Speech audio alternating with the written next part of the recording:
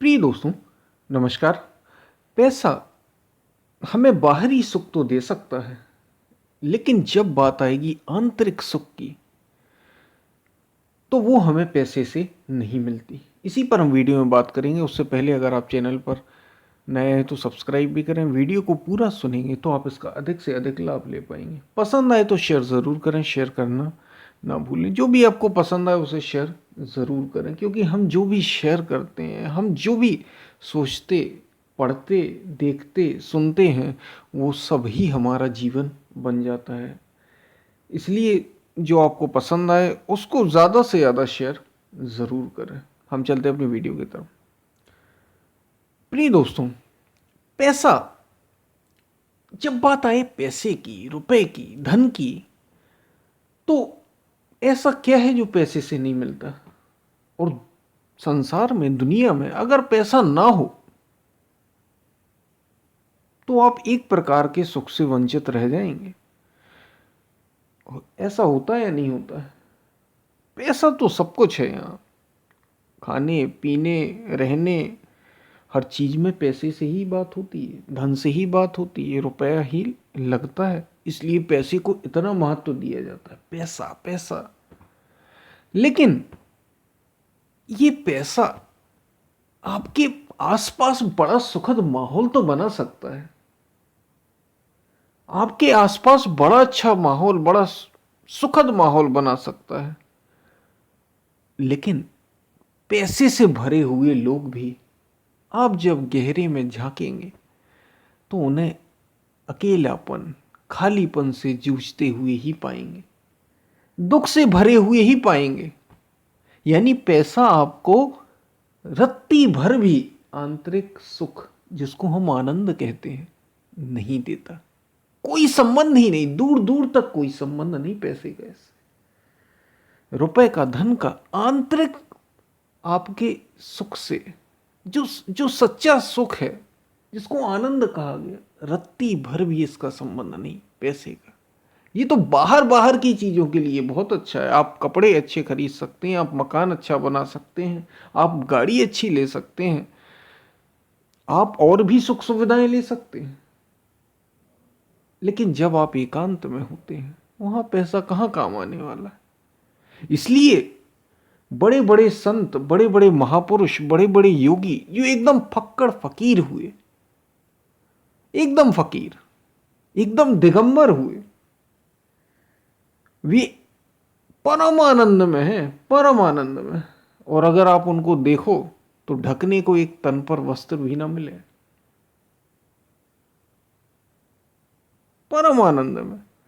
मतलब ऐसे ऐसे महापुरुष हुए, हम अनेकों नाम गिना सकते हैं, अनेकों नाम। अब कबीर को ही आप ले लें तो एक जुलाहे थे, कुछ ऐसे बहुत बड़े रईस नहीं थे, एक जुलाहे मात्र। संत कबीर हो, महावीर स्वामी, तो बड़े बड़े महाराजा रहे तो भी छोड़ के एकदम जंगल में एकदम नंग दिगंबर हो गए। तो अनेकों ऐसे उदाहरण हैं। इसका मतलब जिसको हम वास्तविक सुख कहते हैं, जिसको हम आनंद, उसे सुख ना कहें, क्योंकि सुख से संबंध ही आता है भौतिक से, यानी जो बाहर का है, जो मन का है। इसलिए आनंद का, जब बात आंतरिक प्रसन्नता की है, प्रसन्नता, आंतरिक आंतरिक प्रसन्नता हो, आनंद की है, तो वो पैसे से नहीं खरीदा जा सकता।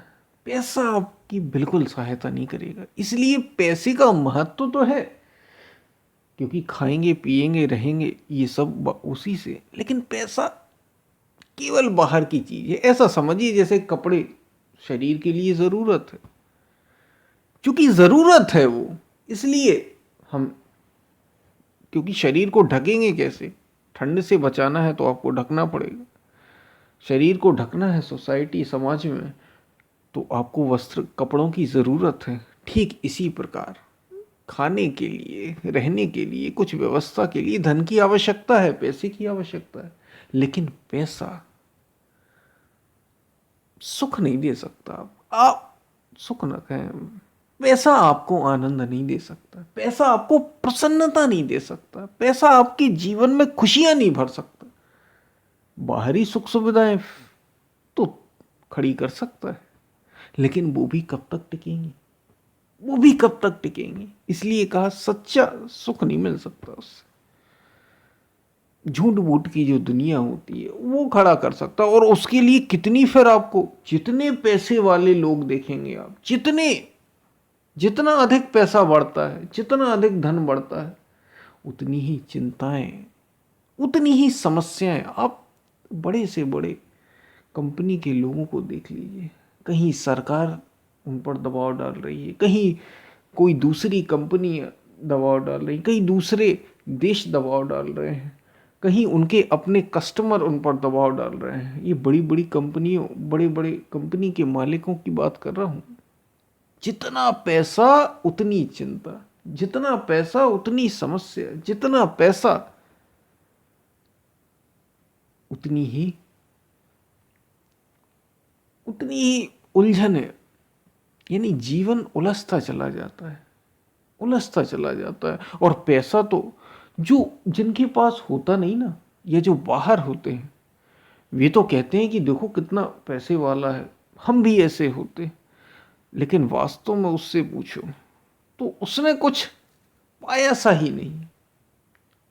और बहुत से लोगों को तो ये पता भी नहीं चलता, जो पैसे वाले हैं उन्हें भी ये लगता है कि वो तो बहुत अच्छा काम कर रहे हैं। बताओ, दुनिया में जो कोई पैसे वाला नहीं, वो इतने पैसे वाले हैं। उन्हें भी तब पता चलता है जब उनके जीवन के अंतिम समय आ जाता है। अंतिम समय तक उन्हें भी ये बात समझ में आती है कि जो हमने कमाया वो तो हमने सब गवाया।